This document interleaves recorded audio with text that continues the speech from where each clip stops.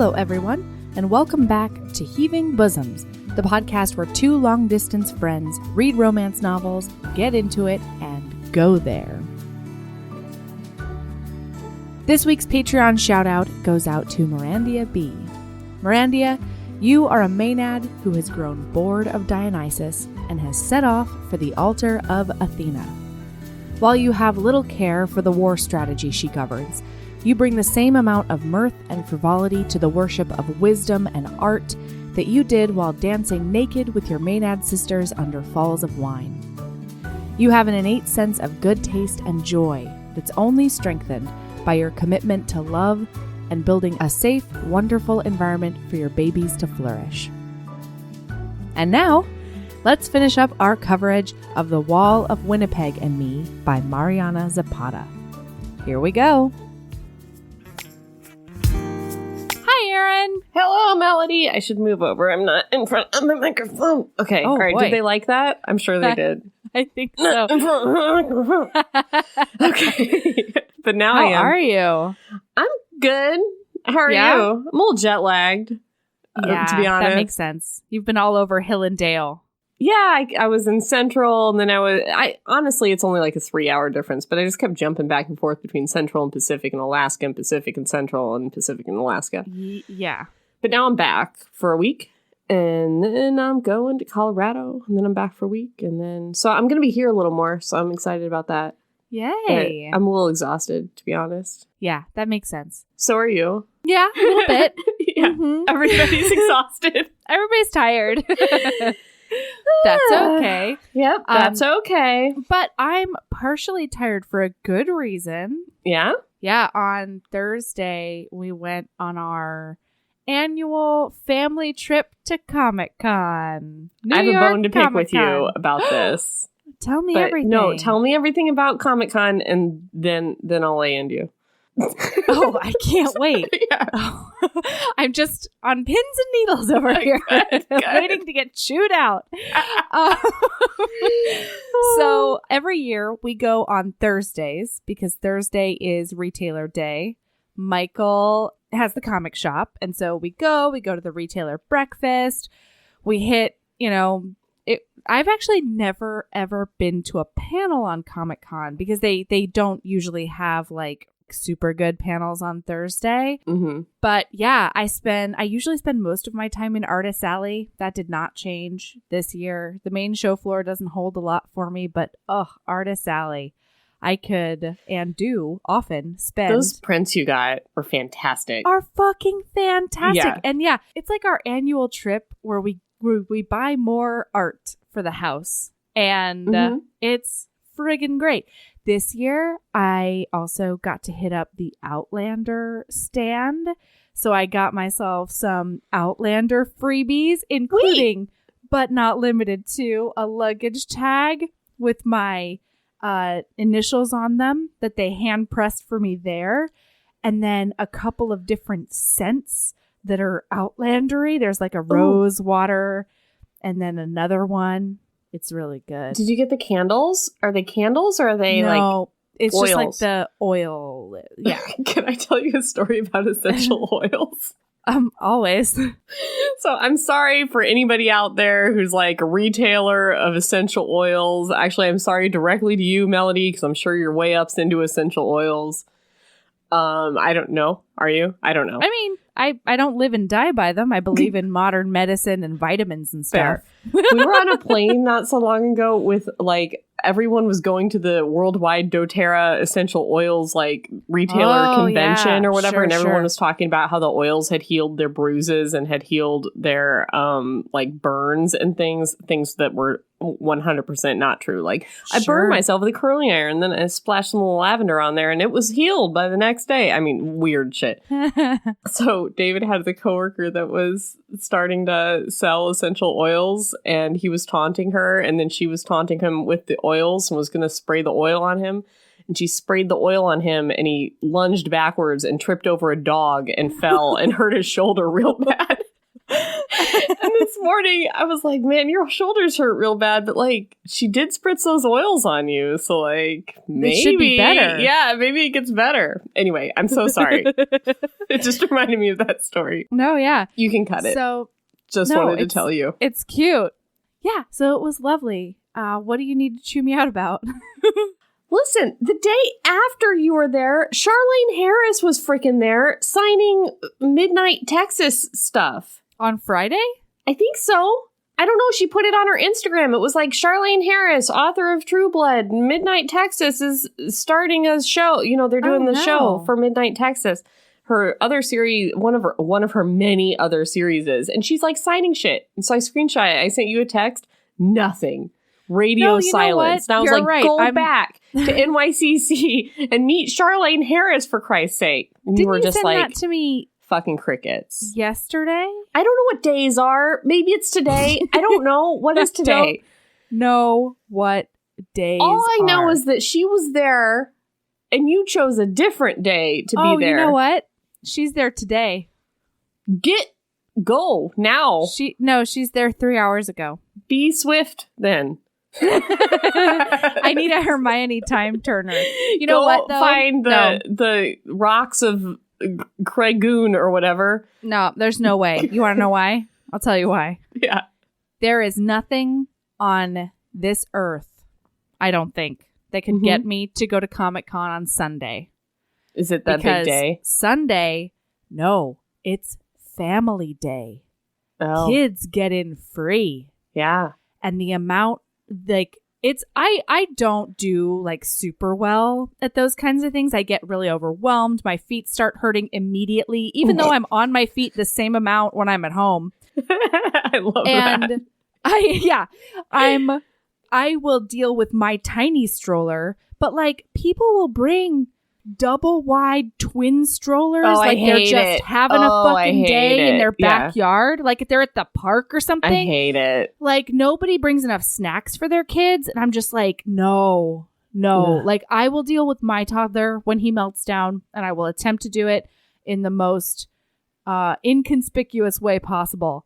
However, I can't parent other people's kids in public, and I usually just want to parent all of them in a way that is inappropriate.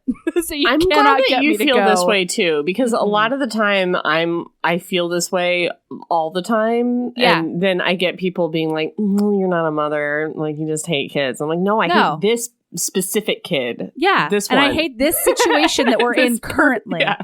You know what though? I'm very equal opportunity about it. Because I've like talked to other moms at the park or whatever, and they're like, yeah, I never really know what to do. And I'm like, I do, because I am the adult in the situation. If my kid is being an asshole, I would also like for you to be the adult in the situation if I don't see it. Like, don't touch my kid. I don't like hit other people's kids or whatever. But just yours. I also don't hit my kid.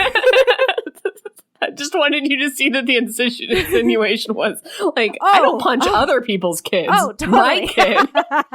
Thank you, because I did not catch that. Yeah. No, but I'll definitely be like, hey, we're taking turns, kid. Like if they're being a dick at the park, I will let everyone know that you're being a dick at the park. And you can do the same thing to my kid when he is being a dick. That's just my personal way I live life. Yeah, that's good. Yeah. I had to take engagement photos yesterday.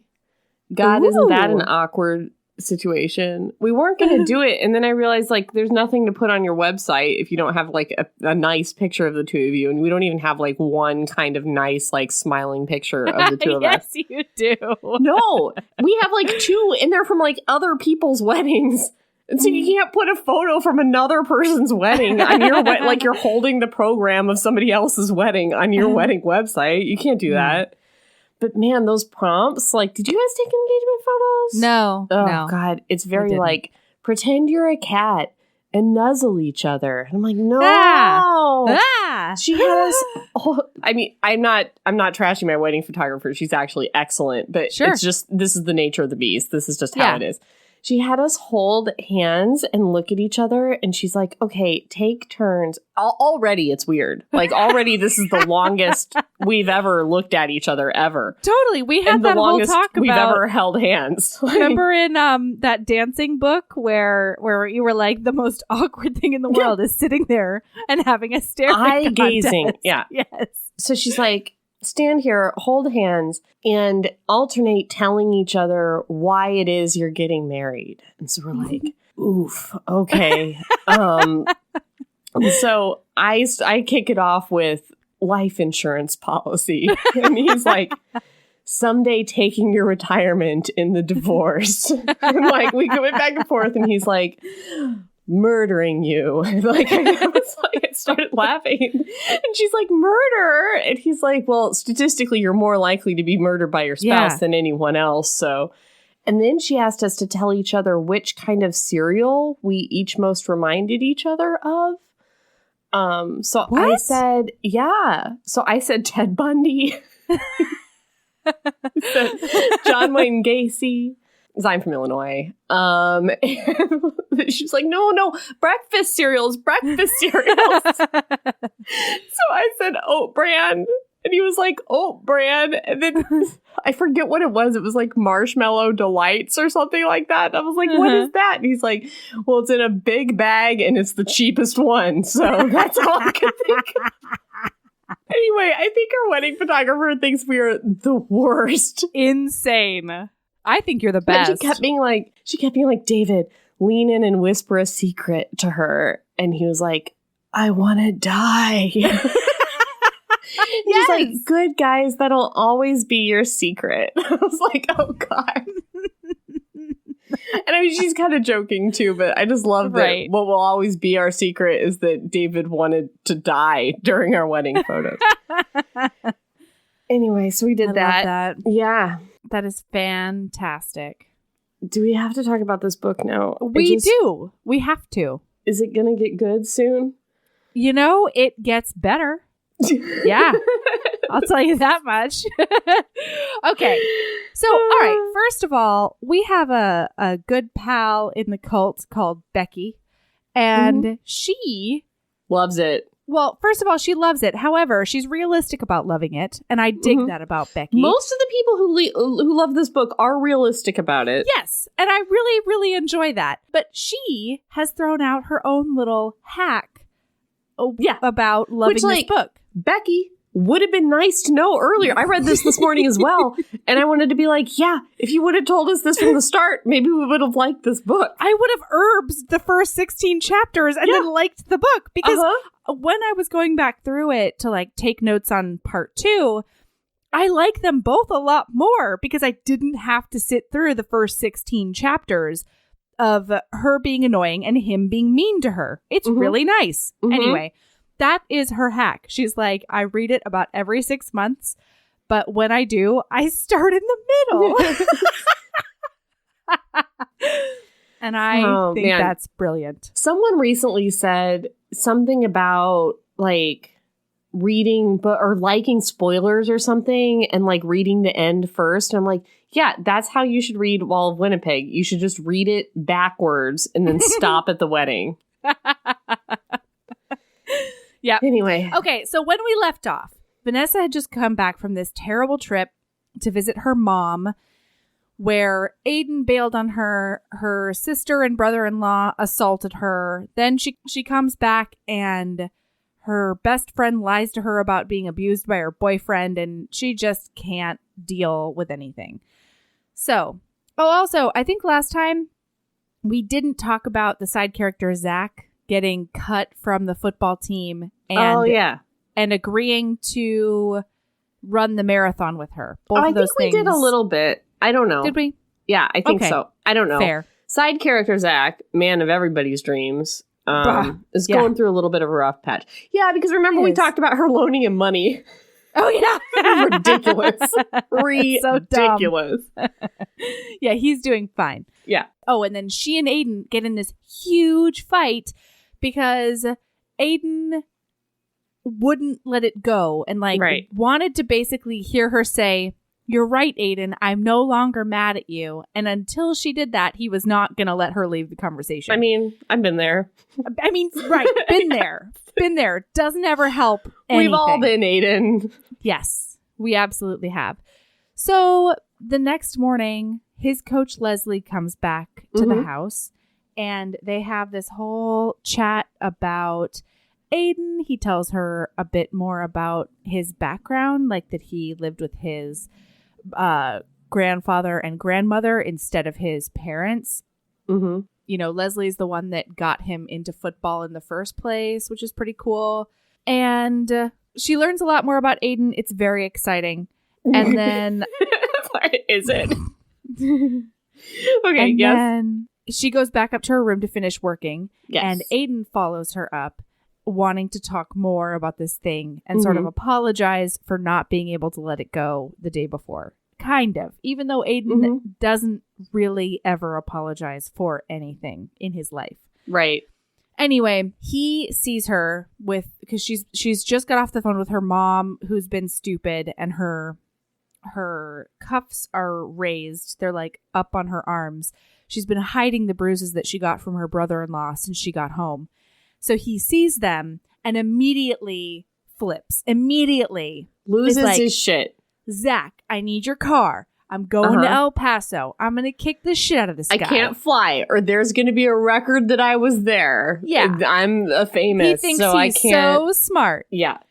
And then she's like, all right, but here are the 17 logistical reasons we can't even do it your way. And he's like, first of all, we? And she's like, yeah, I'm not going to let you go kick the shit out of him on your own. Like, I would like to be there. Like, I'm so sick of this, of like, when the woman, so when he says he's going to do this, she's like, you do that for me? And it's like, no, he's not doing it for you. He's doing it for him. You guys, if a man is ever like, I'm going to go murder somebody or beat somebody up in your name, it's never like for you. It's never about you. It's not chivalry. It's about him. It's about like, oh, I have the opportunity to beat somebody up and it looks good for me. Yay. My favorite day. Like it's not about you.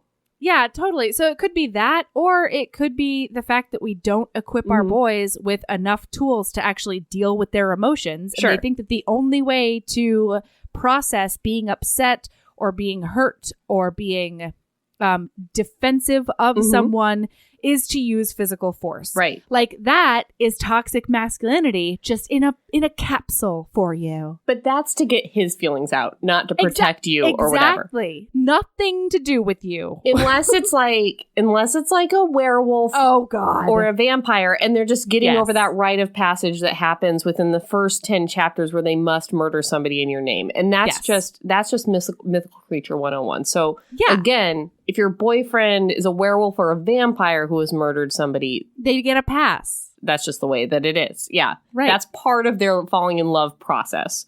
That's right. But if it's just a regular dude who plays football, do not let this make you think that he's in love with you. Yeah. Yeah.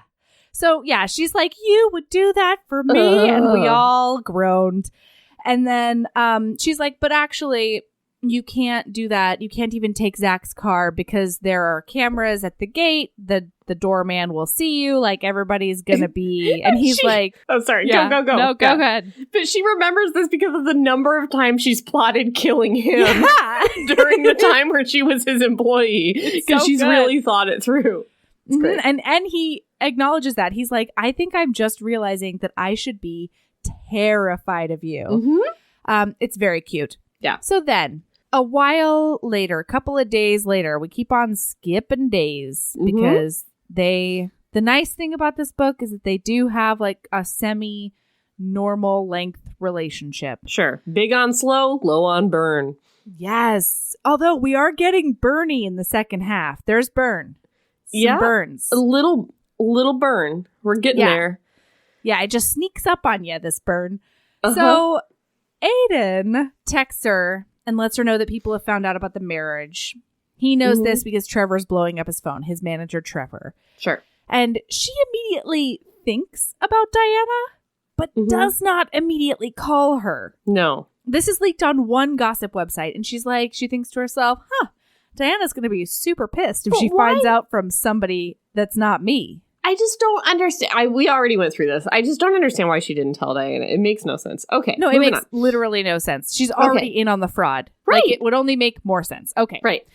So, okay. So then he's like, you need to come to a game of mine. Right. And they have this whole talk about how, God, he believes that she's never been to one of his games. And she's like, I've been to like 5 of your games. And he had no idea that while she worked for him, she went to his games because he never gave her tickets. And so he never even offered. It never even crossed his mind. Right. And she's like, well, where'd you get tickets? And she's like, I bought them. Also, other members of your team gave them to me. Zach always just gave them to her. Zach she never bought tickets, please. Oh, I thought a couple times she bought them. No. But he like even invited her to be in like the friends and family room area. Zach did. Not Aiden. Yeah. Zach, the good one. Yeah. Anyway. So anyway, he's like, what? I can't even believe, like, he's just flabbergasted by this situation. Mm-hmm. And he's like, well, I can get you tickets. And she's like, I didn't know that because you've literally never offered. And he's like, yeah, you just have to tell me that you want them and I'll get them for you. So anyway, and then in a display of her being, once again, a goddamn terrible friend, or at least like lacking empathy and also not having any other friends other than Zach and Diana, she manipulates Zach into going when he just got cut from this team. Just got cut from the team! I cannot believe that Zach was cool with this. I mean, because he's a goddamn butterfly angel. Can you imagine a situation where, like, you've got football team, and I don't know a lot about football team, but, like, sure, they got fired from team. Yeah, let's just keep working through it. Yeah, right. Quarterback of football is not on... And quarterback is the big one on football. When you do your fantasy thing, that's the number one, and that's the one whose name people knows. That's the one of everybody on the like team. Like a Manning, for example. Sure. Sure. I think there's multiples of that one. Yes, there are. That's why I said, so I'm not going to guess at a first name because that could be bad. So the quarterback, that's the one everybody knows. So quarterback just got fired. He's just going to fucking waltz in there and like no one's going to be like, oh, you're Zach of the quarterback, the Zach attack. You're quarterback Zach. Yeah, quarterback. Why didn't they call him that? I don't know. Missed opportunity, right? But like, she's like nothing about him even being recognized at all, and he's sitting in the cheap seats with the people. I know. Just getting hot dogs. Ooh, that sounds getting good. Hot dogs, tail between his legs. Yeah. I mean, poor bloke. You know. Yeah. All right, but then she like takes off her hoodie and she's wearing Zach's jersey, which is also fucking awkward. Like that is not a nice thing to do. No, that's awkward when your for friend, Zach even. It's so awkward. Yeah. Especially since you're partially there to sell the ruse of your marriage to the U.S. government. Right. Like maybe don't wear your roommate's jersey. And go with your roommate who's hotter, cooler, nicer, and closer to you than your husband. All those things. All those things. But none of those things end up being problems at all, except for that Aiden is a little bit miffed that she wore Zach's jersey, so he gets her an Aiden jersey. Yeah, because this is another... There are so many times when Aiden... I mean, I will enumerate all of them as we come to them. Don't worry. But I can't wait for these numbers. I'm ready to go on these numbers. Toxic masculinity and peeing in circles around her is, quite frankly, in my humble opinion, not hot. Like, there is nothing you can do that will turn me off faster than whip your dick out in front of other dicks and pee in a circle around me. Especially if it's not even like... He's not even a real husband, really. Especially if you're not even dicking me. Am I right? It's like, if you're going to pee in a circle around me, also do me sex-wise. Or else, like... Give me some sexes. She's getting 0 things out of this relationship. Or at least some relationship. Tongue. There has been 0 tongue. Fair. By chapter 17, 0 tongue. Or like no snuggles, no nuzzles, no nothing. Most of the time, the most endearing thing he does to her is tell her to shut up and stop asking stupid questions. And she's like, ah. Which, like, I guess could be cool, but because he's been so mean to her up until this point, I don't buy it yet. All right. Or thank you for making me noodles. That's like, that really sends her over the edge love-wise. Thanks for the quinoa. It happens every chapter. She makes them up a noodle or a quinoa or actually, kale that's a salad. great segue, Erin, because the next thing that happens after this game is that Aiden comes home and she is stirring a pot of quinoa noodles. It's not a great segue because literally any plot point in this book, you could say, how ironic, Erin. What a crazy coincidence. The next thing that happens so good at this, Erin. is fucking couscous. Because that is always the next thing that happens is some kind of grain she is making, and she always strains it. There's always a strainer scene. There's the boiling part, and then there's the straining part. That's after everything. Yep. Yeah. Okay, so I'm sorry. What happens with these quinoa noodles? Are they gluten-free? Right. Obviously, they're quinoa. So sorry. Aiden gets home and he's stunned into silence when he sees that she's wearing Zach's jersey. Mm-hmm. She stirs a pot of quinoa noodles for him. She offers him the food and they stand close. She notes that he is huge and very attractive. And then she goes up to her room thinking to herself, what is the matter with me? And I'm like, he's hot. You just stood super close to a hot guy. There's nothing the matter with you, you crazy person. You stood inches away from Dwayne "The Rock" Johnson, who this man looks like. I don't care how often they tell me he's white after chapter 15. How dare you, frankly? I'm sorry, but like... No, not you. Anybody who says he's white. You need to tell me that he doesn't look like Dwayne "The Rock" Johnson in the first chapter if you're going to give me this big muscly muscle man. That's all I have to say about that. That's just logic. Uh-huh. All right, so next thing that happens is that Trevor stops by because neither Aiden nor Zach are answering his calls. I just after she got done standing near him is what passes as a burn here. She just says, "Okay, well, enjoy your food. I'm going up to watch some TV."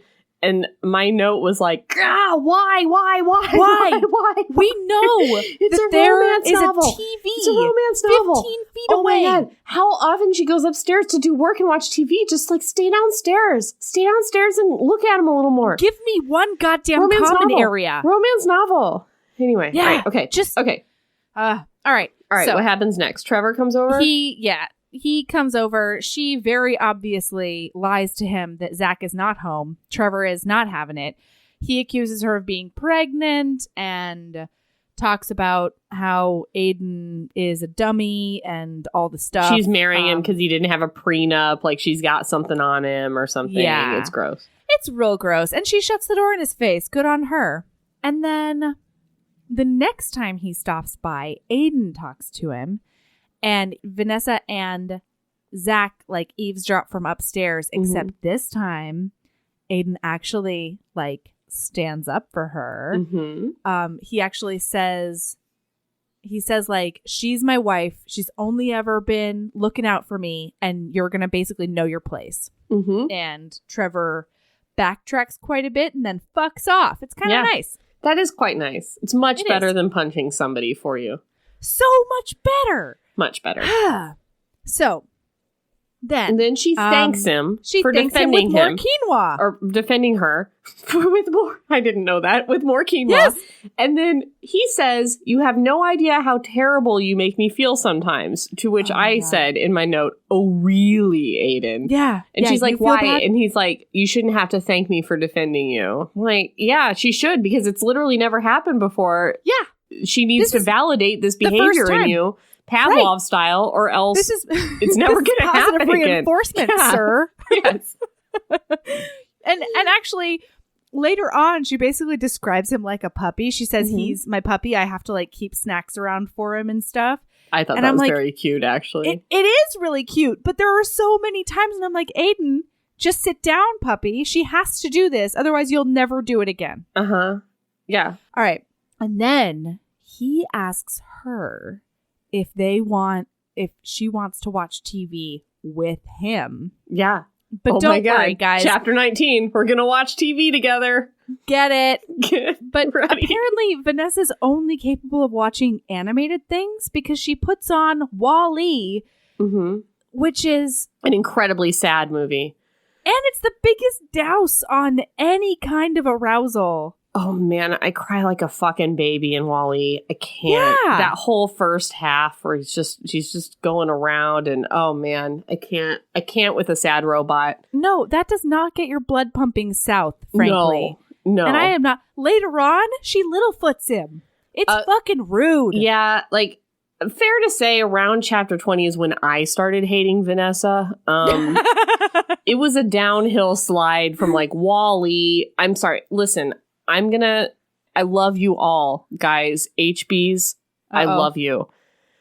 And I know this probably like straight up describes some of you. So I'm so sorry because I know our demographic and I have friends like this. I don't want it to seem, but I don't see Aiden with this woman who's like kind of like not very athletic, like is kind of starting to run sometimes, has like purple and green hair, only watches animated things. Like there's just a maturity level and like a difference in lifestyle between Aiden and her that is just not believable to me at some point, where I'm like, she sits around and watches cartoons and like isn't, you know what I mean? But he sits around and does puzzles. Like I think they're perfect for each other. Maybe they are. I don't know. She just seems very immature at some point. Crying movie. Well, yeah. And then, and it's actually perfect because she's never going to nag him about like going out.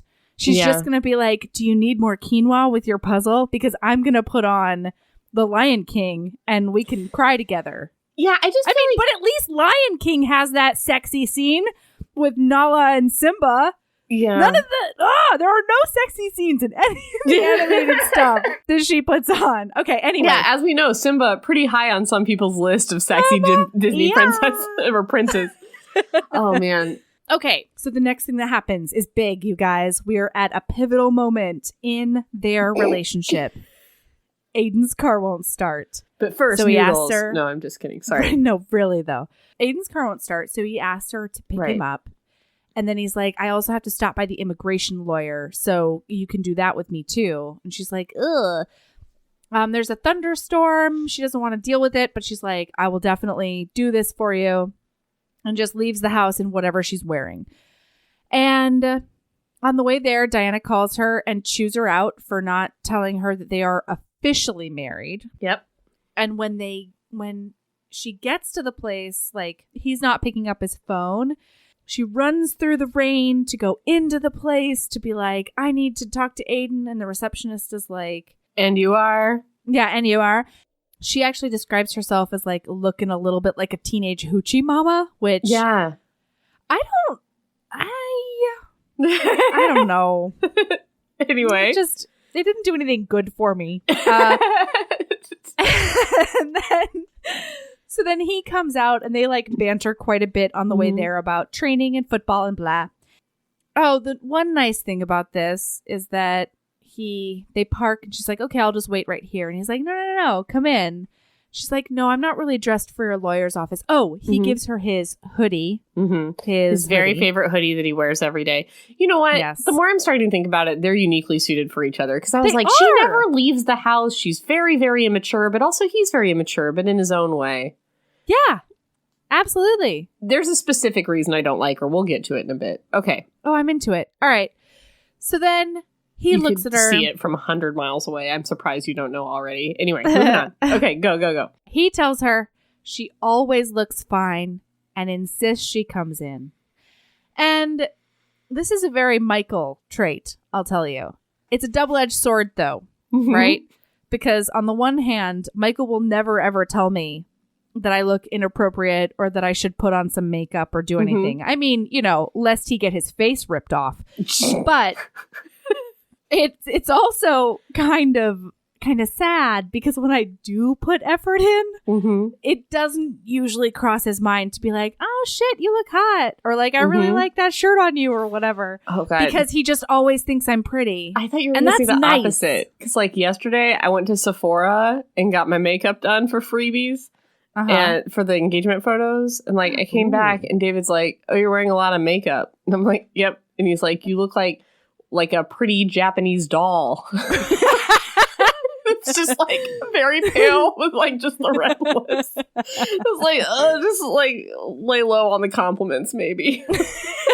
Well, you know what? I have brought it up to him before, and I've been like, you never tell me I look nice. And he's like, well, I just like your face. You put on makeup for you. You don't put on makeup for me. Well, that's kind of sweet. Yeah, it is so fucking sweet. But like, if but you're like, tell that I put effort in, just be like, you acknowledged, look but nice. say it, still say it though. Like, I acknowledge how sweet you are and why you don't, but like, still say it. Thanks. Right. Yeah, it's really cute. Anyway, so he pulls a Michael, says that she always looks fine, and they go upstairs. So she's like, let's take the stairs because thunderstorm. And he's like, shush, we're going into the elevator. Thank you very much. And then drama happens. And we actually get some physical contact. Yeah, this is where it starts to burn, guys. This is the burn. The match has been lit. Yeah. It lights a very small amount of kindling that doesn't quite ignite, but just kind of simmers a little bit. It's smoky. And you think that maybe if you blow on it a lot, it might catch. Right. And it doesn't, because underneath of it is a little puddle full of descriptions of child trauma. Abuse. You've got damp wood, and that dampness damp wood is horrifying child abuse. It is. Yeah. So, all right. So have we mentioned that Aiden was abused as a kid? Not I don't think yet. we have. He's got a big big scar, but when they were doing the bruise thing in the room where he's like, I'm gonna murder somebody, she had a flashback to where one time he had mentioned that his dad used to kick the shit out of him at some point. Yes. So we now know Aiden also grew up in some kind of abusive household before he moved in with his grandparents. So anyway. And before he turned into a 6'4" slab of muscle. Sure. So the power goes out and the elevator goes pitch black, and then it like lurches to a stop. There's another couple in there, and that actually has no bearing on the rest of the scene at all. No. I thought there was going to be some kind of leak about her background and their relationship. Yeah, like, because God damn it, have them be alone in the elevator. If that couple's not going to like add anything to anything. I think what the author was trying to do was to have another like a baseline, like a control group of like, this wasn't that scary and her reaction was crazy over the top. I think that's what she was trying to do. But I would, because everybody's been in a stopped elevator before where it's been dark. I think most people have. Anyway, but so I was just like, what are these people doing there except nothing? And then they could have done some stuff. They could have done a little bit of stuff, and then the lights could have come back on. And then there could have been like a boner, like maybe a boner, right? Just a tiny one, like a half. Like it could still be a slow burn. Like nothing could have happened. I just want some nuzzles, like some sexy nuzzles. Like that's all I want. All right. So anyway, she flips. He tries to talk her down. He's like murmuring into her ear. Yeah, she like flips out. She like goes down on the ground. She's so freaked out by the darkness she's like of the hyperventilating. elevator. Yeah, he's like full-scale panic attack. Suggests that she sit down because she's gonna pass out otherwise. Sure. And so then I think the elevator lurches again, and she jumps into his lap, and he hugs her, and he's like, fully around her, and she's all nestled in, and it's good. But then he's like, you know what? You're sitting on me, like you owe me an explanation. And she's like, oh, I'm sorry, and goes to get up. And if she had gotten up, I would have thrown my phone. But she didn't, thank goodness. She's like, I'm going to go upstairs and watch TV. And he's like, you're in the immigration lawyer's office, man. You can't do that. So we find out that while her mom was on a several-day drunken binge of some sort, her psychopathic older sisters locked her in her mom's pitch black closet with a couple of bottles of water and a little bit of junk food. And it's left very her there shades for 2 of vampires. Days. It's very vampire shadiness going on. It's the same thing that happened to Elizabeth Worthingbottom. What was her name? Never will I remember close, her name. Not even Bella? close. No, Bella was the author. Bella Swan was the author. Oh, no, you're right. Bella Forrest was the author. That's That sounds right. Whatever. I don't care. Yeah, anyway, but it's very similar to whatever her mom did to her as a child that never came back in the book. Never came back. At least comes back several times. Yes. Okay. So we learned that it's the darkness. She's not scared of the elevator. She's scared of the closed space and the darkness. Exactly. Yes. And he talks her through it. He doesn't actually, he didn't pick up his phone earlier because it's dead. So they have no lights or anything. But finally, the elevator gets back to normal and they leave. They go to the immigration lawyer's office. They hold hands. They talk to each other about the act they have to put on. And then, he smiles at her and he's like, why are you looking at me with that look of utter euphoria on your face? Mm-hmm. And she's like, I just really like your smile and it's so rare that I see it. And he's like, you make me feel like a Grinch. Yeah. And that is the end of that chapter. Yeah, because you are. So, next, she's about to go on a run with Zach. And Aiden is doing another puzzle when he looks over. You say it with such suspense, and it's so lame. It's so... Guys, get this. There's another puzzle. Quinoa simmering on the sink. We're going to go on another fucking run with Zach. Get ready. All right. Sorry. Anyway, he notices the scar on her knee for the first time in the 2.5 years they have known each other. And I mean, that does not go unnoticed. Zach's like, have you never looked at this woman? Like, her legs have been out many times. Yeah, she's worn capris, she's worn dresses, she's worn... Anyway, so she's like, I got hit by a car, because he asks. Mm-hmm. Does not tell him that her sister is the one who did it, but then they're outside and she and Zach marvel at the fact that he has never noticed. Now, guess what holiday it is, guys? It's now Halloween. Okay. She has decided here we go. that she's going to wear her Minion costume Bing for boong the bong. third year in a row. Bing boong bong. Bing boong, lay it on me. Bing boong bong. I got my coffee cup. I like it. Go. Minions with Erin. Oh, tell me everything. Fuck Minions. I fucking hate Minions. I hate them. Really? I hate Minions. I hate people that like Minions. You've got the smile on your face like you like them. I hate you. Podcast over. It's done. Shit. Man, every time there's a meme that's like a minion holding a flower and then it's like cancer is it's like, what does that have to do with Minions? You know what I'm talking about. Do not make that face. It's like they're all about for the record, I have never seen a minion with a flower with the text that says cancer. So I do not know what you're talking about. Okay, what I'm saying is it'll be like a minion meme, and then the text will be like completely unrelated. And some of them are like way more serious they need to be. It'll be like minion with a flower, and then it'll be like, share if you've lost somebody to cancer, and the minion will be like crying. And it's like, why? Why is that? You've never seen these? No. Oh man, you do not have like the extended Facebook network that I do, because they're fucking everywhere. It'll be like the crazy one. It'll be like, this is what I'm like when I get up out of the bed in the morning. It's terrible. I hate them. You know what? Here's the thing. I think I have a much lower exposure to Minions than you do, which is odd since I'm the one who has a toddler, but I haven't shown him any of the Despicable Me movies yet. So I just usually find them I will watch a Minions trailer and laugh my face off because they are so cute.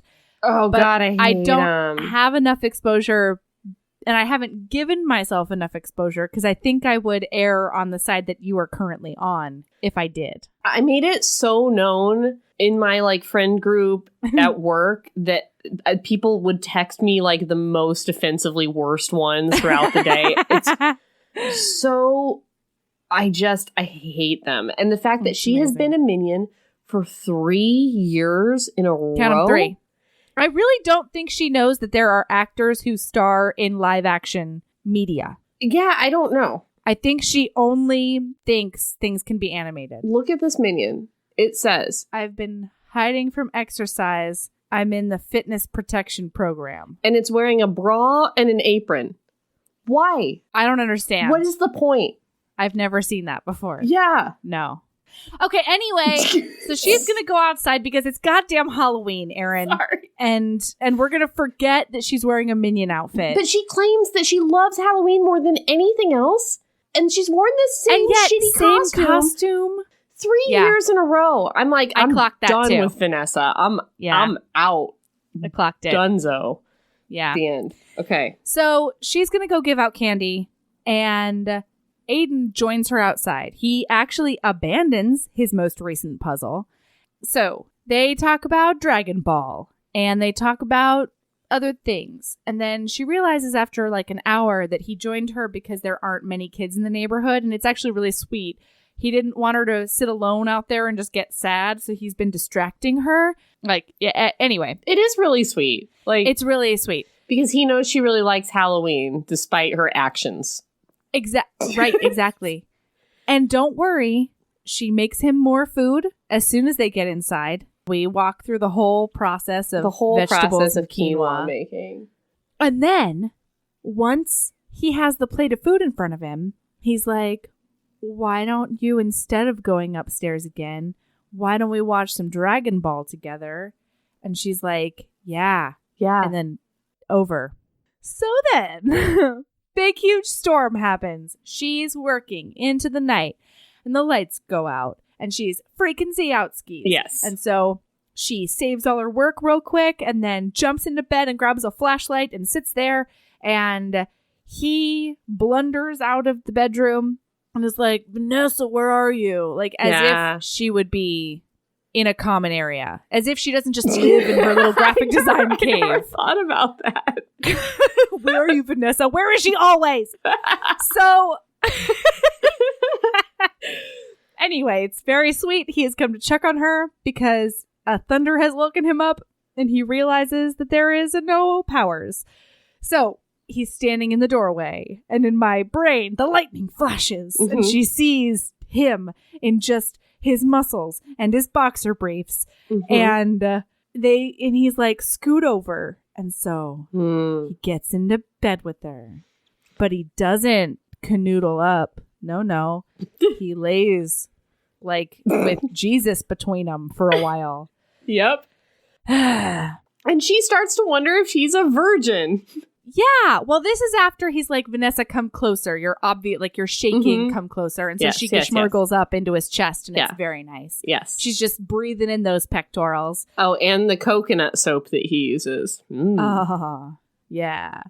So then they start chatting, and he's like, have you ever lived with a boyfriend before? And she's like, no. Have you ever lived with a girlfriend? And he's like, I've never had a girlfriend. Yeah.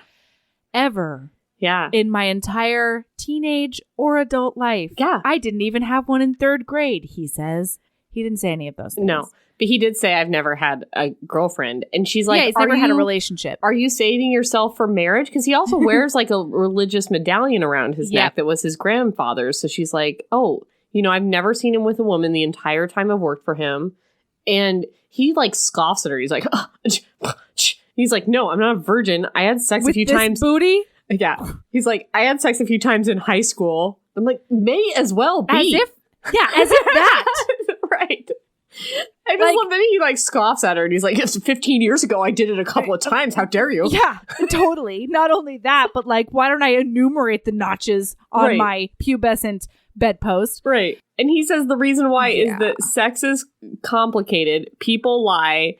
And I don't have time for any of it. And this, again, confirmed for me, like, he has Asperger's for sure. Or, like, he's just like, nope, that's too messy for me. There's, like, a whole web of, like, interpersonal emotions and complicated stuff I don't want to deal with. I'm just going to cut that right out of my life. And, look, everything is simpler and more orderly now. Like, I really... Yeah, totally. Yeah. And then later on, he's like, I don't like most people, including most women. Like, why would I do that? And she's like... Well, you like me a little bit. Like, there's so many reasons why.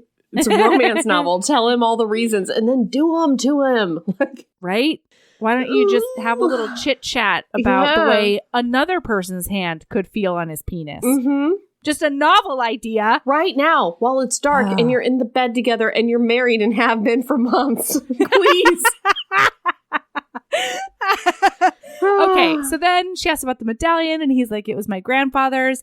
They fall asleep, and she wakes up in the middle of the night, wrapped around him like an octopus, she says. It was very exciting for me. And then, instead of doing a little rubbing up on him a little bit, she just rolls over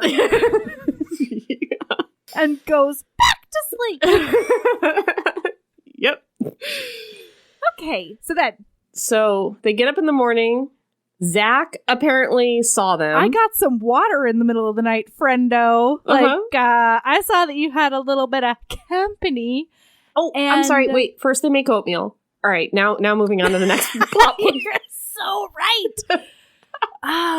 Okay. So anyway, so he's teasing her a little bit because of that. Yeah, and Zach is like, she explains to him that she's afraid, and Aiden was just trying to be a good friend.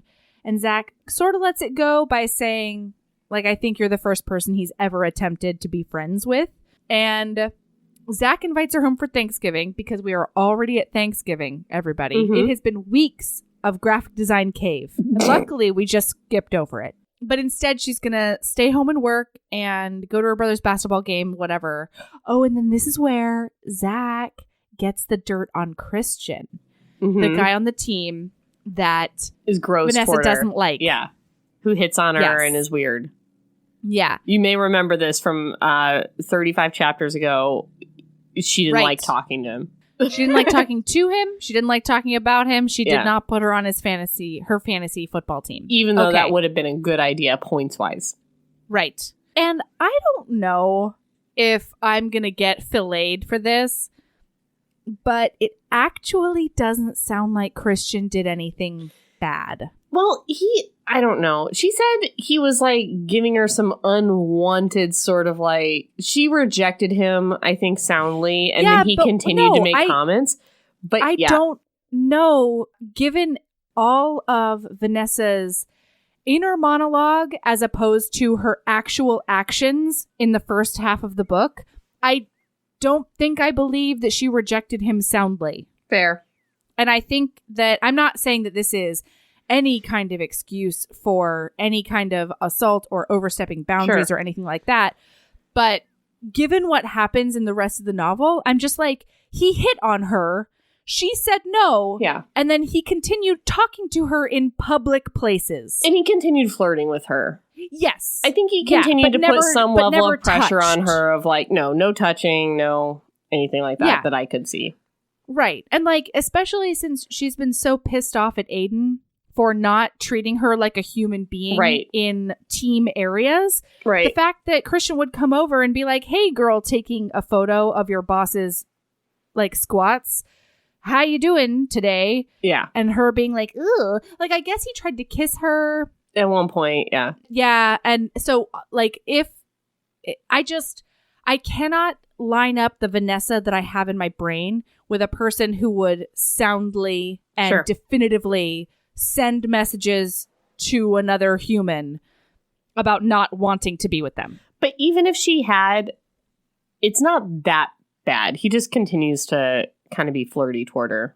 Which, can be really uncomfortable. But I'm just saying that what happens later on makes no GD sense to me whatsoever. Okay. So she tells Zach that he tried to kiss her and got a little handsy when they were out at a public venue together. And maybe that's it. Maybe he got handsier than we know, because that's all she really says. She says he got a little handsy. So maybe he straight up groped her, and she, like maybe it was bad, and we didn't get the details on it. Yeah, that's true. I didn't think about that, because it's something that given the level of detail the author has put into other traumatic events, I would think that she would do the same for something like this. Yeah. But anyway. Okay.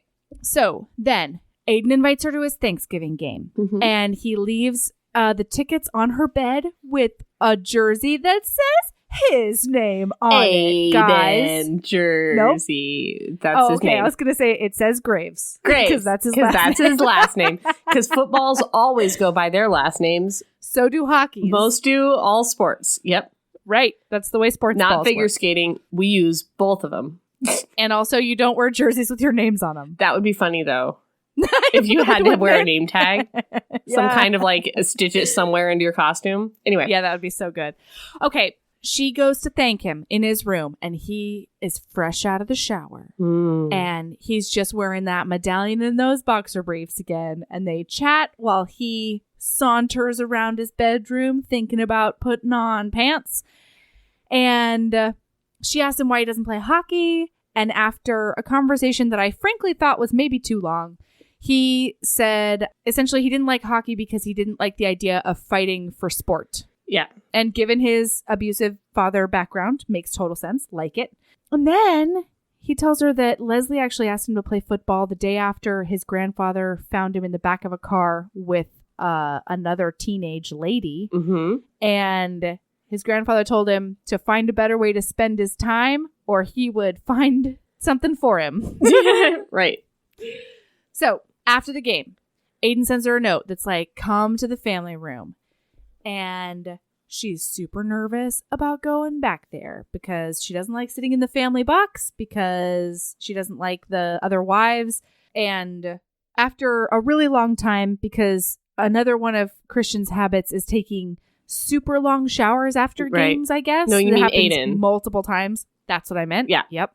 He comes out and she approaches him and gives him a hug. And she's like, ooh, I should have kissed him for appearances. But then it's like a lingering hug. It's still a sex hug, so that's fine. But it's like gentle and whatever. And she's just like, oh. And then she's like, do you want to go home with me? Because I was thinking quinoa noodles. And he's like, never heard anything that sounds better in my life. Wait, does she really say that? No, she's basically like, let's go home. I'll cook for you. Oh, okay. Hey, I was thinking maybe some quinoa noodles. I mean, we know that's what she makes, but like, that's so funny. Okay. But then Christian comes up, right? Christian comes up and talks to her. He has the audacity to talk to her. Although he does call her honey in a really inappropriate, gross, skeevy kind of way. Yeah. But don't worry, guys. Aiden is there to put his arm around her for the first time in both of their lives. Christian fucks off. It is not a big thing. He's just like, hope you guys are doing well. See you never. And walks away. So then on the way out, they're chatting and he's like, if I move teams, we can't live in separate places. And she's like, yeah, don't worry, big guy. I knew what I was signing up for.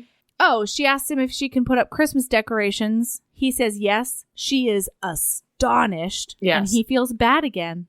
Okay. End of chapter 21.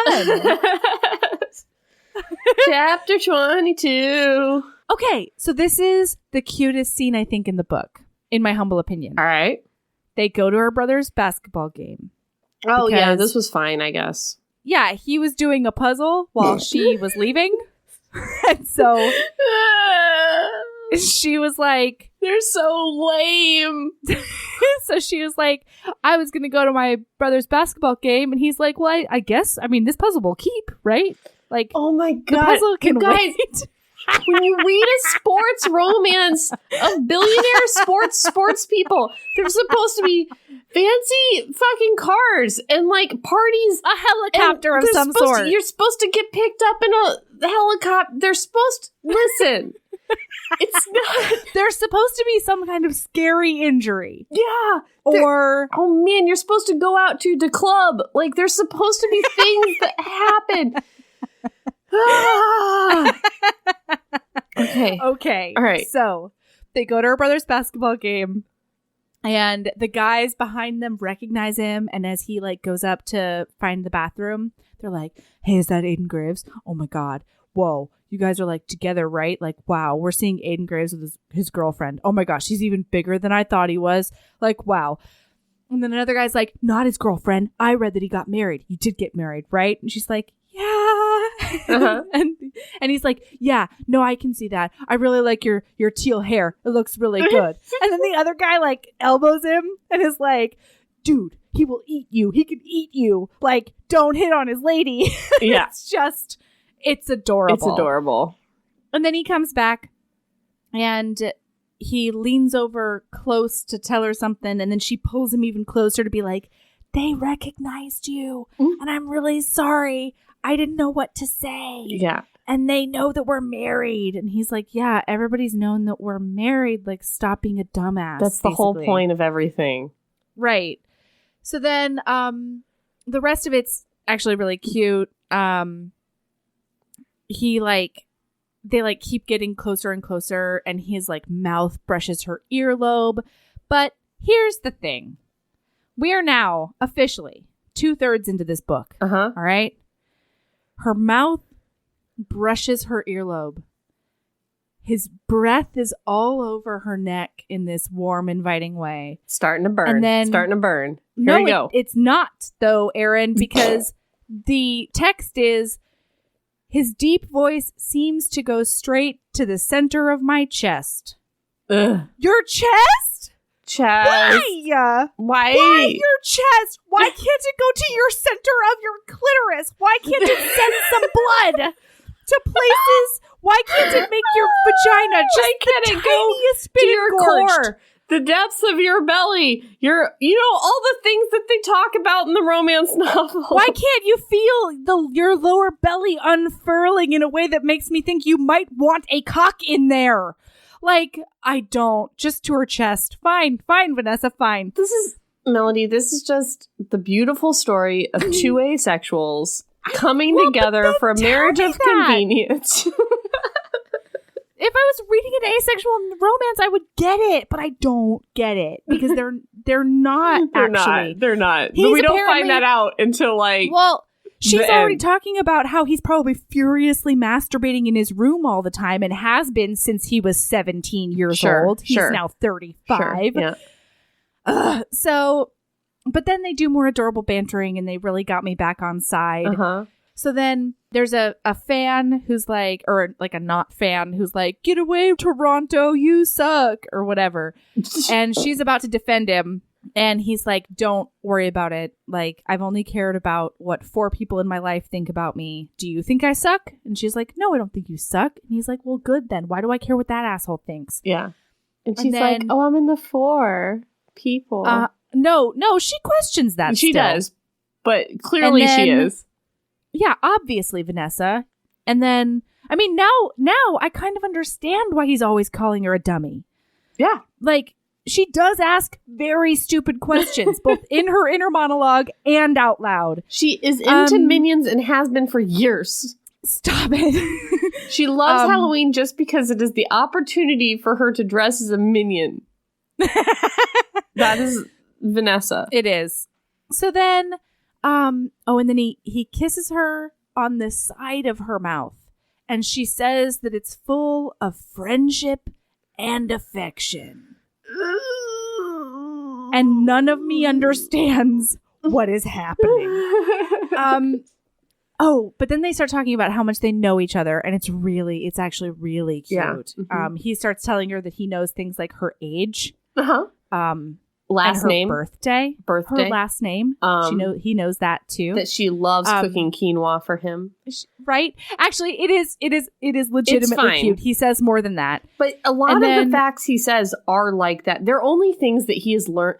We said this in the last episode. I think it would have been much cuter if he had said things that he'd picked up over the last 2 years as he was getting to know her from afar, and maybe he liked her, but he felt like he couldn't show it. I love those kinds of romances. Same. But this is stuff that he's picked up just since he's been married to her. In the last 4 months. Things I know about you. You have a scar on your leg that I noticed last week. I know your birthday because it came up. It's that kind of thing. And I'm like, you're not really trying that hard. It's not like When Harry Met Sally, where she's like, oh, you know all these things? The crinkle in my forehead when I'm nervous. She does make a joke about how she'll take his love of MILF porn to her grave, and it's very cute. Yeah, because she goes on his computer. And then Diana texts her a picture of them leaning close and bantering from TV. And she's like, oh, I wonder if this was all just for show. So then she's talking to her brother afterwards, and this is when the sister arrives. And Ricky. Sister and brother-in-law. Yeah. The bruising brother-in-law. Yeah. And Aiden walks straight up to them and says that if Ricky ever touches his wife again, he will break every bone in his body. And she is impressed. Yeah. And like, I'm not, because Ricky probably weighs like, he's like a drug addict. Yeah. He probably is 5'10", very small. He's a meth addict. Like, yeah. I don't, there's nothing impressive to me about like a 6'7" beefy muscle man intimidating this like small meth head who's married to her unfortunate shitty sister. Like, yeah. Okay. I'm with you. Yeah, you can kill him. You. Okay, great. Yeah, I knew that. Thanks. Thank you. Thanks. So then, Aiden comes home early from his next practice, and she is bewildered because Aiden never comes home early. If anything, he is with his trainers until late. This is where she finds out that he has goaded Christian into punching him in the face so that he can lay Christian out and tell him to never, ever look in her direction again. Mm-hmm. And let's review. This is because he just found out from Zach that Christian had the audacity to hit on her literally 18 months ago. Mm-hmm. And has not put hands on her since. Oh, I'm sorry. It was also because he walked up to his wife. Right. And called her honey while he was standing right there. Right.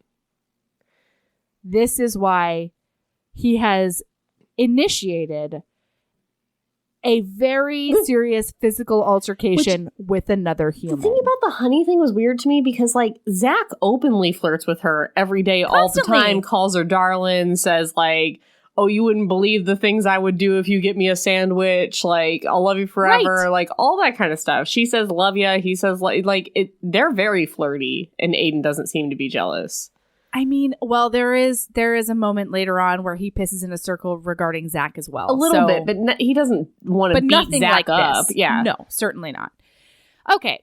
So then they hang Christmas decorations together. And, he does say one very sweet thing in this situation because she's like, you didn't have to do that. And he's like, no, I did though, because he says that they're a team and she doesn't have to deal with everything on her own anymore, which is nice. Yeah. She thinks especially given her psychology. Yeah. And she also thinks about how he probably lost like millions of dollars by doing this because they're going to dock his games or suspend him or dock his check which is or also not impressive to me. Yeah. That's just stupid. Yeah. But she's very impressed by that. I know. Well, because to her, I think it's some indication of her worth to him, which I kind of hate. Okay. Mm-hmm. So then, she and Diana make up and Diana dyes her hair. She's like, you're in love with him. And she's like, no, I am not. And then it's Christmas, everybody. Welcome to Christmas. So she gets out of the shower fully clothed because that's what people do when they live in a house that is theirs. Just take their clothes. Asexual never-nudes living together in a house. It's a romance novel. All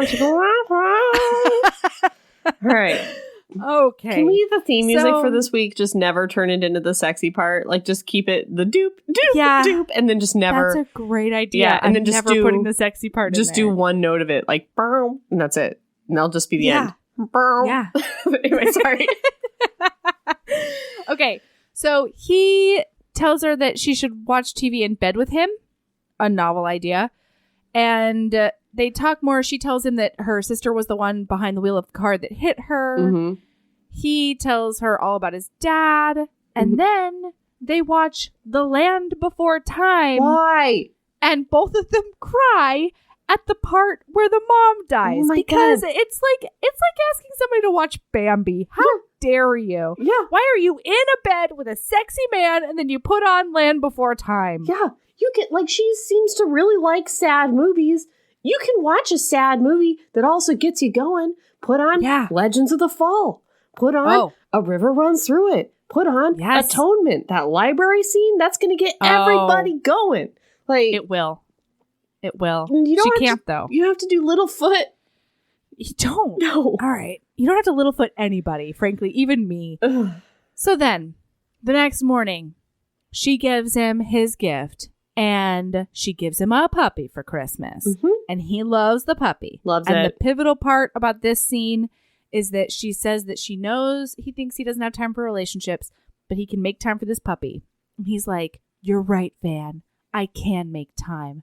I'm starting to understand that you can always make time for things that matter. Mm-hmm. And then he gives her Christmas present and an aquamarine engagement ring. Super cool. Kind of. I mean, but that's not a hard enough stone, guys.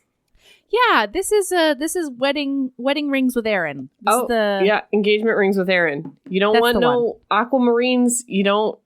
There's certain ones that no are emeralds. no emeralds. They're not gonna hold up. Sapphires are fine. Sapphires are fine. I know from experience. Same. You gotta go check what the hardness of your stones is. Right. And you can get Otherwise a diamond in pretty much every color that's like lab grown. So if you just want a teal stone, you can do that and have one that's hardy, holds up to. Especially Mr. Moneybags, you know. Sure. Yeah. It is her birthstone though, so there's some sentimental shmishma. And you know what? They're only going to be married for 5 years, and in 2 years, it's going to look like shit anyway. So, like, let's just... Fine. Fair. All right. So then, she and Zach have a conversation about how Aiden and her will be fine. And that Aiden's the most loyal person Zach has ever... Who cares? Okay.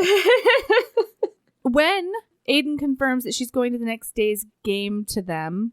He tells her not to ask stupid questions again, but then he follows it up with looking at her and saying, you don't ever have to worry about me not wanting you somewhere, which is really sweet. That is very sweet. So then they lose. Mm-hmm. And Zach insists that she goes back to the family room. Mm-hmm. And he's going to drive home alone like he always does. And she's super worried that she shouldn't be there. And he arrives, and then his face is incredibly grumpy. And she's like, I'm especially dumb for being here. And then he marches right up to her, and he kisses her. Still no tongue, but it is a prolonged peck. It is a real kiss. Yeah. Yeah. In front of people and everything. Mm-hmm. And then she massages his shoulders while their foreheads are pressed together, and that's really sweet. Mm-hmm. And then...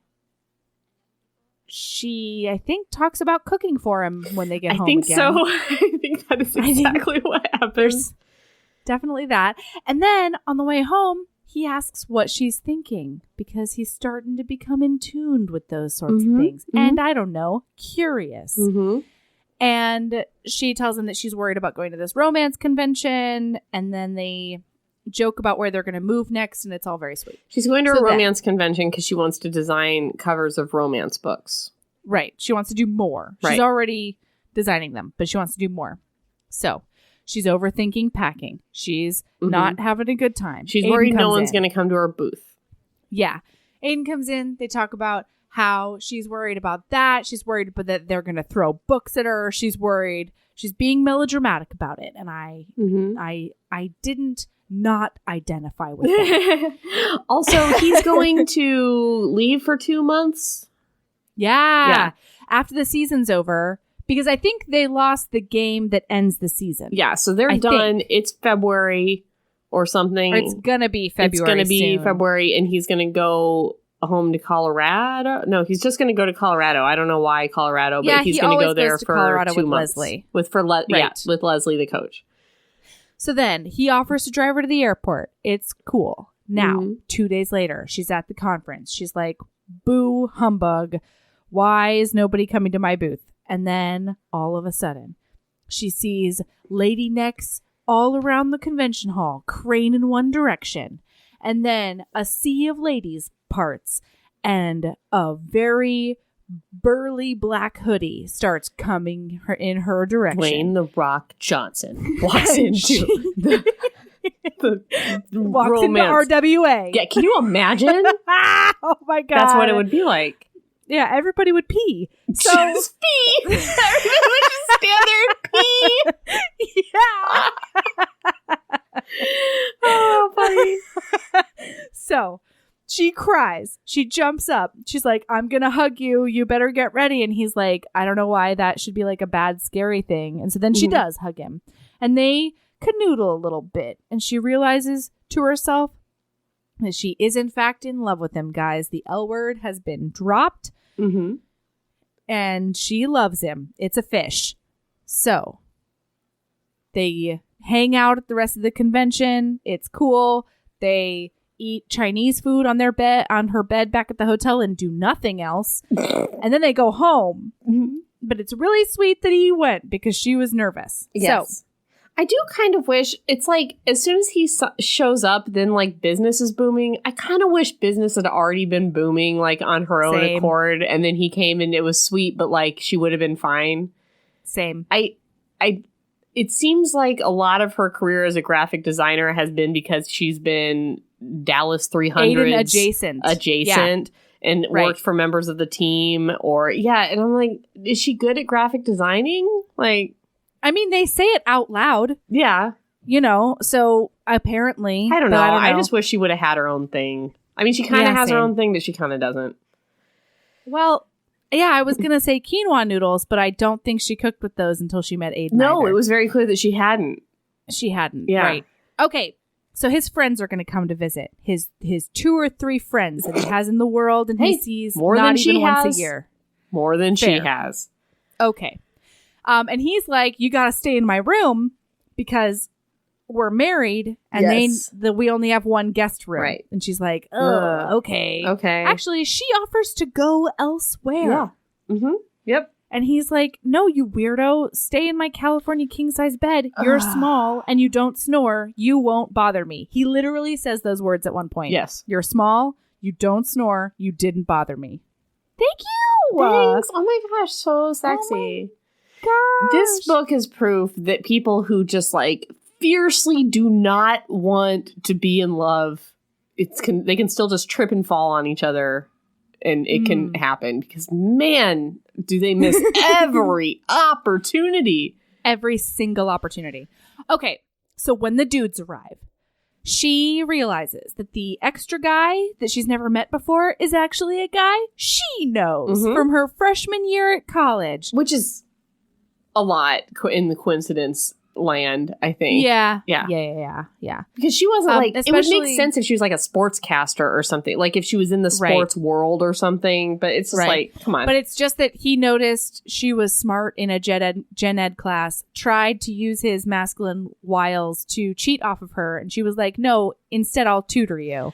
I just feel like you don't bump into professional football players often in your life, and she has somehow had like pseudo relationships with 2 at this point, and she's just like a graphic design lady. Yeah, doesn't make sense to me. So anyway, they're really friendly. They hug. They chat a little bit, and Aiden puts his arm around her again. Yeah, whips it out, pees a little circle. Yeah, he does. Oh, yeah. The thing with Zach earlier was Aiden walked into the room, saw that she and Zach were talking.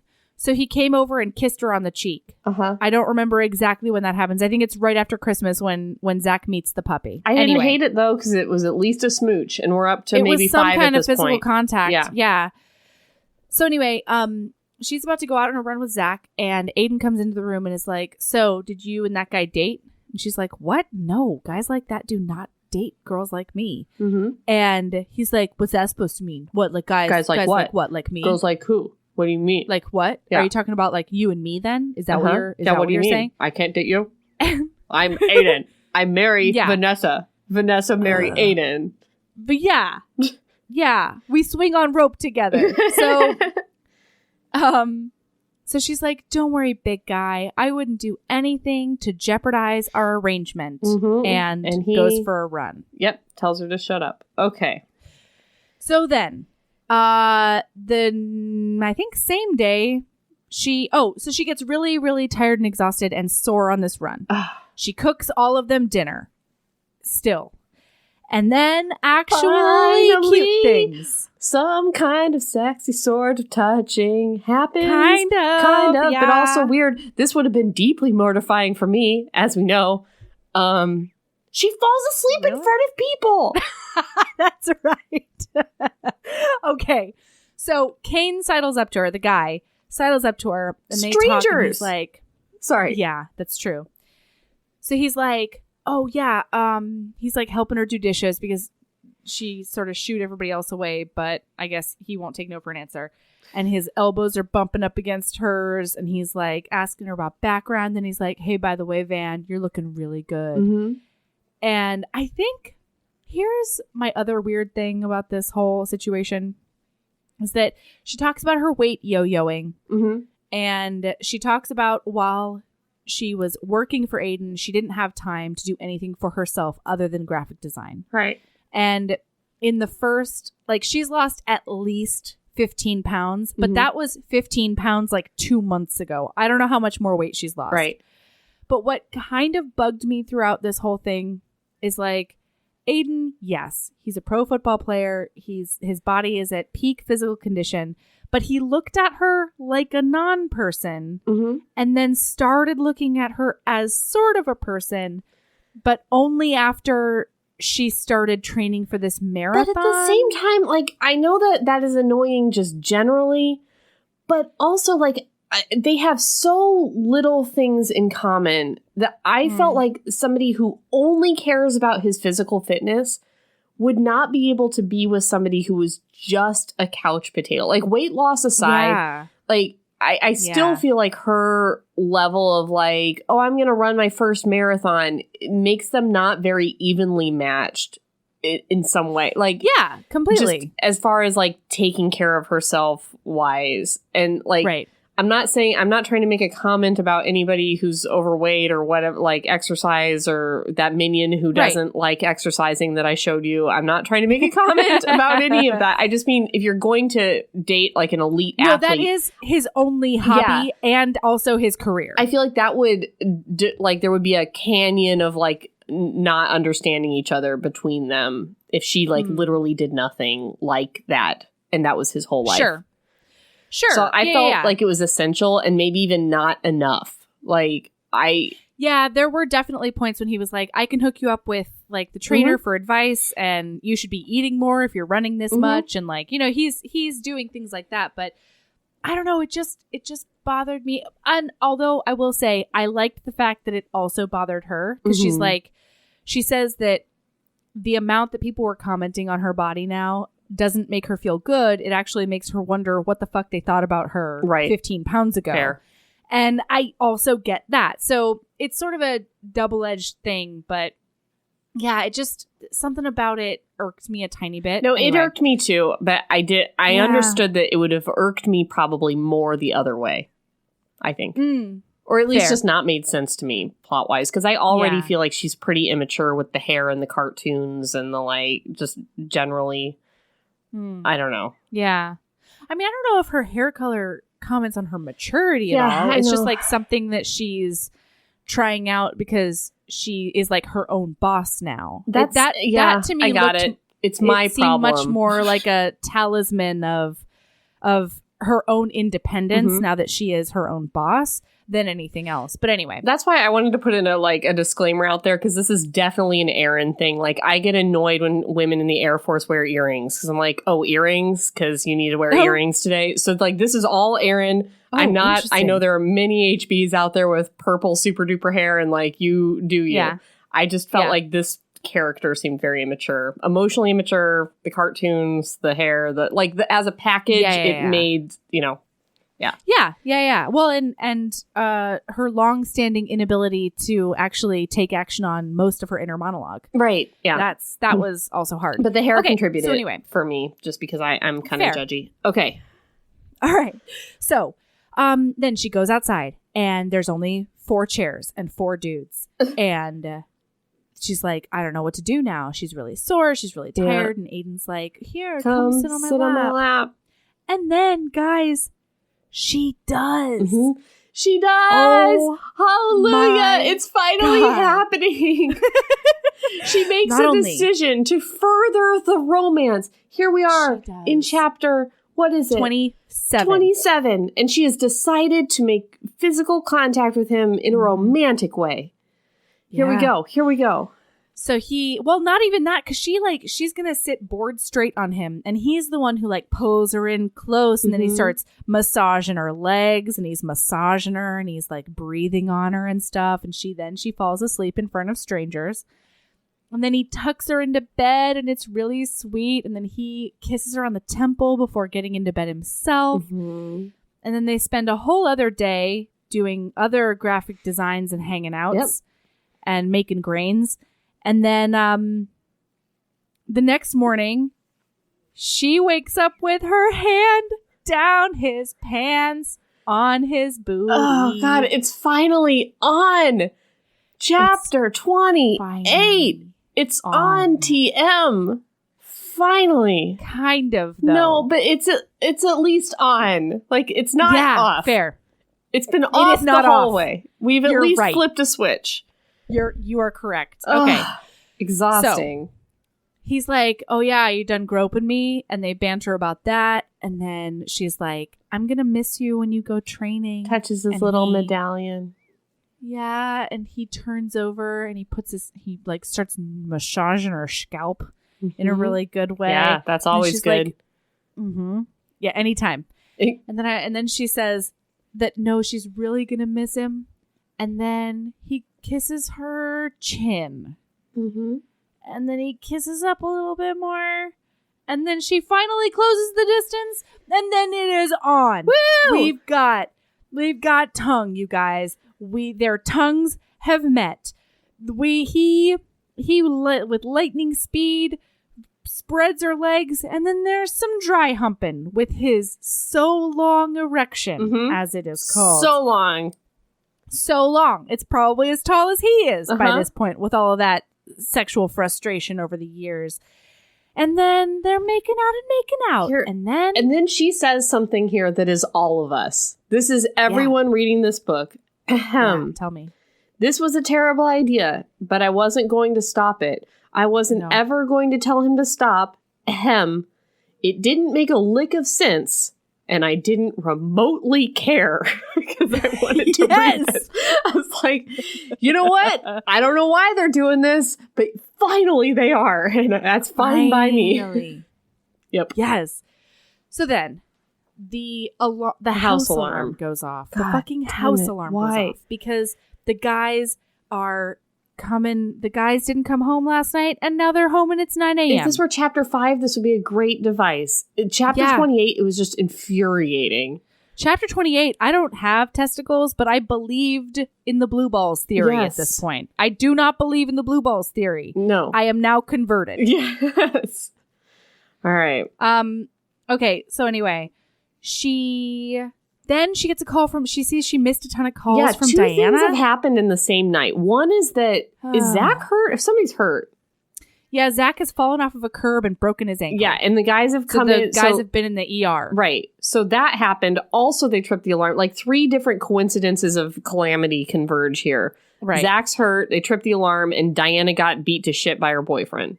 Yep. Yeah. So Aiden has said that he's going to fix the alarm and be right back. But that's not what ends up happening. Yeah. No, like anybody, when hearing that your friend is in the hospital with like major head trauma because her boyfriend beat her up, is going to douse anybody's flame. So she goes downstairs. She's crying. She's like, Aiden, will you drive me to the hospital? And then for the next like week, she is, for dealing 2 days, with she's at Diana's.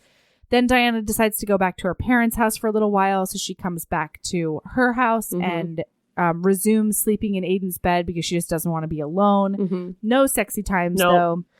Everybody's just sad. Everybody's just really sad. Like they're watching Littlefoots. Yeah. And then her motivation for training is gone. Yeah. And then he fucks off. And he leaves for his end of the season 2-month vacay. Yeah. And then we spend a month watching Zach be really guilty about breaking his foot and worried about her demeanor. He can't run the marathon with her. Yeah. And I just want to be very super clear. They made out and she could feel the boner, but like there was no finger banging. There was no HJs. Like nothing happened. We're still at first base, y'all. There were just like 3 thrusts of a dry hump. That's all we've gotten so far. Yeah. Like, that's it. No shuddering at all. 0 shudders. 0 fucking shudders. Yeah. So then. The marathon is upon us. I guess it's marathon time. Yeah. And she doesn't think she can do it. And so she's really sore. She's blah, blah, blah. He calls her to say good luck. And he calls her. At the marathon. She has a strange and irrational fear that the marathon will kill her. That she will die at marathon. She has an unrealistic perceived danger of marathon. And let me say, my first marathon, I've never been less prepared for anything in my life. It did not cross my mind that I might... That you would die? Because just stop running then. I mean, I know people have died at marathon. I'm not trying to minimize the physical exertion. But if you don't have like a heart condition, freak things happen. Right. But freak things happen running on the street every day.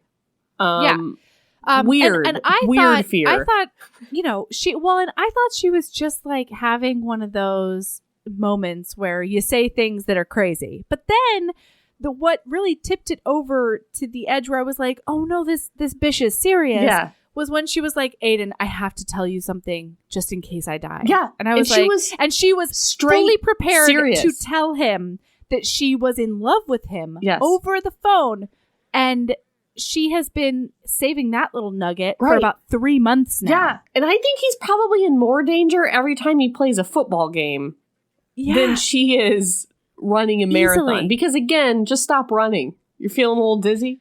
Right? Stop. Go to the med tent. Don't run anymore. Right. There's one like every half mile. It's not like she's going into like the Coliseum to fight a wolf. No. There are no tigers involved. Right. So she does the whole thing. And then he's like, no, you tell me after.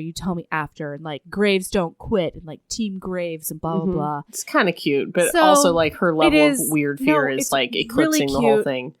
Yeah. Really cute, really sweet, though, on his part. And then we find out that it gets even fucking sweeter, you guys, because he has flown in from Colorado. He's at the marathon. Everyone could have predicted it. Yeah, everybody could have. Saw it from a mile away, but then again, this book may have still not had him there for some reason. So she crosses the finish line. She falls into Aiden's arms. He's calling her my girl and like, that's my girl. And I'm so proud of you. And he's saying things that she doesn't really like register in her frontal cortex. Okay. So then they go home and he feeds her and he feeds her more. And then it's finally on. No. Wait, how dare you? How dare you? It's been an hour and 35 minutes. Like we've been talking about this book for 4 hours. Just let it be skipping to the thing. Nope. I won't. Mariana Zapata didn't let me. I'm not going to let anybody fucking else. Okay. So, over a plate of quinoa. No. She tells him that I think he might have made this quinoa. She tells him that she's in love with him. And he's like, he does not tell her that he's in love with her, but he says, tell me what I'm feeling. And he describes things that might be love. And then they start making out. And then she starts crawling up on him. And he's like, your door is wide open and Zach is home.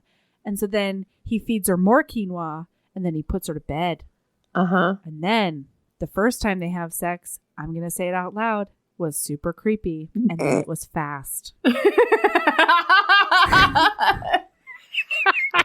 You say it's the first time as if it isn't the only time. You guys, the last 3 pages of this book are the sex. And then that's it. It's over. It's donezo. And it's straight up, she's sleeping. Her back is to his front. Yeah. Bing boong bong. Wait. Oh, wait. No, they do have sex twice. Because they wake up and do it again. It's the same session. Yeah. No, it's the same session. Oh, okay. They like chat for 3 minutes. He hasn't had sex in 18 years. And so he's hard again immediately as a 35-year-old. And the only thing that makes me forgive this is the fact that he has not seen a vagina in 18 years. So sure, a 35-year-old porn one. Yeah, totally. Well, I mean, one in like the same room as him. So I don't know if this is just me, but it really creeps me out, the idea of somebody like getting me ready while I am sleeping.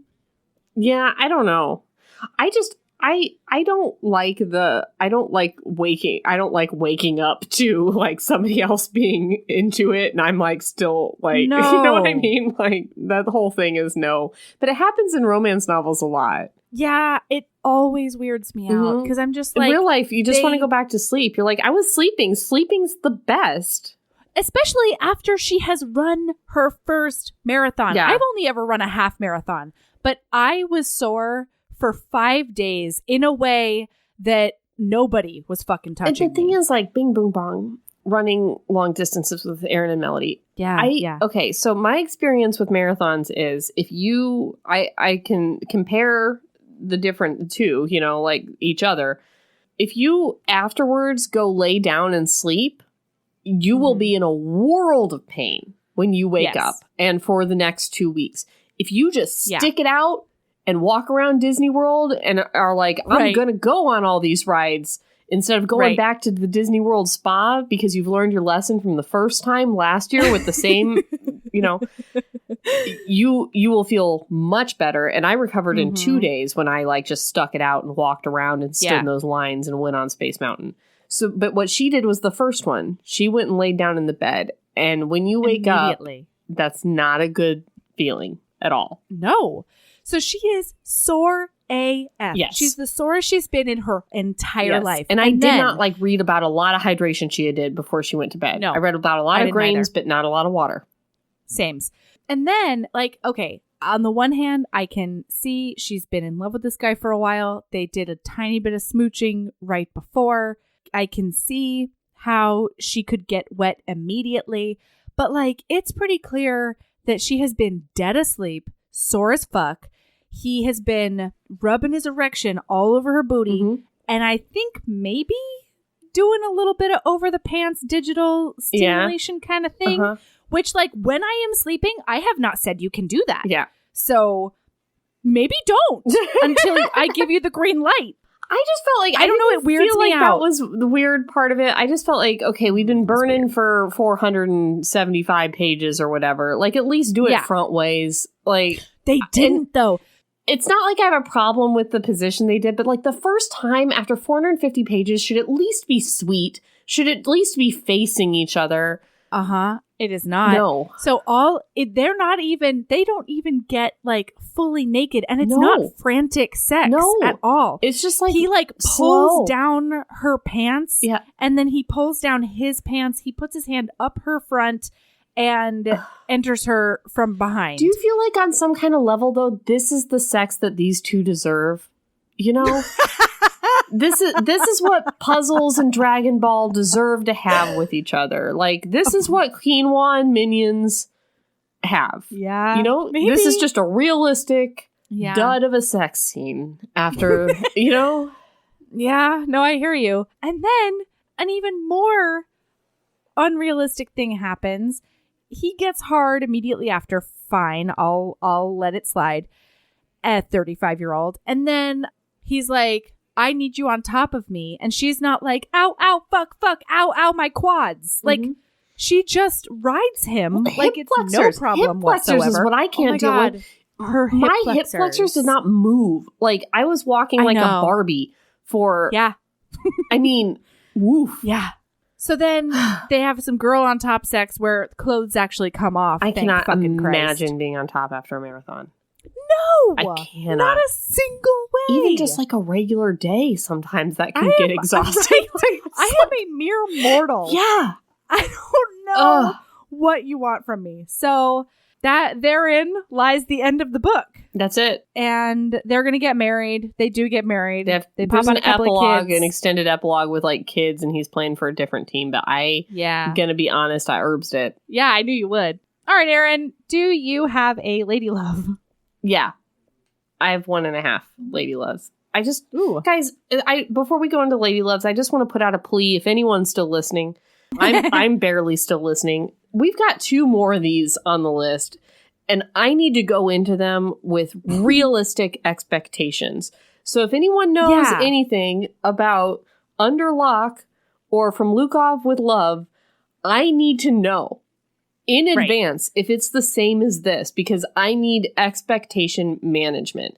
Yes, please. Keep in mind, I will like From Lukov with Love, even if it's exactly like this, because of my deep love for the cutting edge. Because there is a hockey and there is a figure skate. Yeah. Right. But I need to know if there's sex in it or if it's just noodles. I know. I really need to know that too. I need you guys to tell me. I especially need to know. Yeah. Because I don't care about a hockey or a figure skate. Right. Yes. But the other one is a motorcycle, which you do like. I do like a motorcycle. But if they don't fuck on the motorcycle at some point, I'm going to be really pissed. Please let us know. Okay. All right. That's over. We'll do Lady Loves now. All. Okay. All right. My Lady Loves are twofold. The first one is I'm a little bit extra in the poundage lately, more than I usually am, and I was supposed to take these engagement photos, and I was starting to worry about it because all my pants are fitting a little bit with like the muffin top, and like I don't have any shirts that don't show it right now, and I'm just like I'm about to be immortalized forever, and like I don't want that. Like in a wedding dress, you can do like the corset or whatever you need to do, but you need to wear pants and a shirt for the engagement photos, and I wanted to look sleek and smooth. So I saw SPANX sent me an email. They send me a lot of emails. Ooh. And I have not unsubscribed because I love them. Yep. SPANX sent me an email saying they have jeans now. And so I went over and I looked. And guys, these are high-waisted, form, like, correcting, if you will, jeans that hug you. Like, it's just a little hug on your rump and a little hug on your tummy. And there's no fly, no button. They go up like, like stretchy waist shorts. Yeah. And they're so high-waisted that there's no muffin top. And they just like, it's just like you've been hugged. And when you sit down, you don't have to like adjust where they are on your tummy to make it over the tummy or under the tummy. You don't got to do that. They're just there. And they're just there to love you. And they made my butt look so good in these engagement photos. I look like when the Kardashians have their like waist corrector on, or like where it's like get it. Yeah. So guys, they're new and they're denim. They're not like jeggings or whatever. They're not like leggings that suck you in that look like denim or whatever. They're actual denim and the pockets are real. Whoa. Incredible. This sounds amazing, because I'll tell you, after Ember, I turned my maternity jeans into maternity shorts because my favorite thing about them is that they go up really high. So no matter if I have a bump or like a regular waist, I don't have to do any of the correcting that I do with normal buttoned jeans. But if they also give me a little bit of like if they help my posture too, that sounds amazing. Yeah, and this isn't like elastic. It's not like thin or elastic that's going to wear out. This is like formidable jeans that it's going to like, every time you wash them, they're going to go back. So listen, they're like $130, okay? So I ordered these and I was like, if there is even one minor thing I don't like about these are going back. But I believe them to be worth every penny. So get those SPANX jeans. Even if you feel like you've got the perfect body that you don't need any shapewear, if you just like hugs on your butt, if you just like feeling comfy coziers in some jeans that are that just are snug, make you look good. I do like that. Yeah. All right. So SPANX jeans. The other thing is, while I was on my trips, I watch a lot of late night TV, and just lately, for some reason, I think it's because I've seen them all and I know what's going to happen, but I just haven't been watching as many Forensic Files as I usually do. That's usually my out of town hotel room habit, is I watch Forensic Files until it turns into Nancy Grace, and then I go to sleep on HLN. But I stumbled upon Lifetime movies. Oh. And I just want to say, like, man, if you haven't watched a Lifetime movie in a while, I watched 3 this week. They are delicious. One was Cam Girls, about some girls that do camera, cam girls, and then they get abducted by somebody, and then their moms save them. Yeah, moms. Yeah. Yep. Yeah, moms. And then like another one that's called like Her Worst Nightmare, about like a girl named Dakota who got kidnapped. And like, listen. Yeah. It's like romance novels, though. Exactly what's going to happen in a Lifetime movie. Even when, like, the Her Worst Nightmare one, poor Dakota, the guy who ended up being the bad guy was not, it's always a misdirection. You always think it's one bad guy, but it's really the other bad guy. But, like, the cute boy that wanted to go out with her in college, that he ended up being, like, the bad guy. And I love how they just, like, turn on a fucking dime. There's, like, no signs. And then all of a sudden, it's, like, the most sadistic, creepy, I love it. Villain monologue. But still, every time he's on screen for the first half, when they still want you to believe that he's a good dude, they're playing the creepy violins and the Brahms in the background. I'm like, everybody knows it's him. Every time he comes into a room, they're like... you know, like, oh, I love it. And just the predictability of it, I think, is something that a lot of it's very comforting. HBs will respond to, because I think the predictability of a romance novel is a lot of what we kind of cling to when we love reading these. So just give Lifetime movies a chance if you haven't seen them in a while, because they're not happy endings, but they are endings you can count on. Amazing. You got anything? Yeah, I do. I posted some pictures in the cult of our Comic-Con extravaganza, and everybody was like, what is happening on your lips? And that's my lady love this week. It is Maybelline Superstay Matte Ink. And I literally put it on at 9 a.m. and I took a picture of myself at like 7:30 p.m. I had not reapplied all day. I had eaten. I had drunk. I had, done an entire day at a convention, sweating, doing all the things that you do. And they looked exactly the same. Yep. So Maybelline Superstay Matte Ink, get yourself, and unlike a lot of stains that like sit on top and then you put a gloss over, this did not dry out my lips. Right. So yeah, huge endorsement for those guys. I can vouch for it as well. And it's also cheap as hell. I just have cheap as hell. I bite my lips a lot, so what happens to me is like I tear off, like I get like weird, like leopard looking lips by the end of the day. So I'm not great with that. Well, the other thing that I like about it is that it actually keeps me from biting my lips. This doesn't. Yeah, I have very Wild dry horses lips. Can't so stop you, huh? Nothing can stop me. All right. That is all I've got for today. Okay. Next week, we're going to do our anniversary episode, right? Are we doing Halloween? Yeah, we are. Guys, we're taking a pause on the reading list. We're going to do an anniversary episode, and then we're going to do a Halloween book. Yeah, because we've actually, as of, I think, 2 days from recording, is going to be our 1 year anniversary. 1 year anniversary. I can't believe it. And it's friendiversary, right? Is today our friendiversary? Are you serious? I think it is. It's October 7th, right? It is. Isn't that our friendiversary? It is. In this day in 2011, we became friends who hang out outside of work. Happy 7th friendiversary, Melody. Yes, same to you. I think that's right. I think it's October 7th. What if it's not? It's October 7th from here on out. Executive decision. Yep. Okay. All right. Keep being a badass. And love yourself more than these two did. Jesus Christ. He was furiously masturbating all the times we didn't see him. Yeah, she wasn't. No, she was not. Yeah. That her poor clitoris. Yeah, I was going to say, and love yourself as much as you love puzzles and quinoa noodles, but I think I like yours better. All right, okay. All right. Bye, Erin.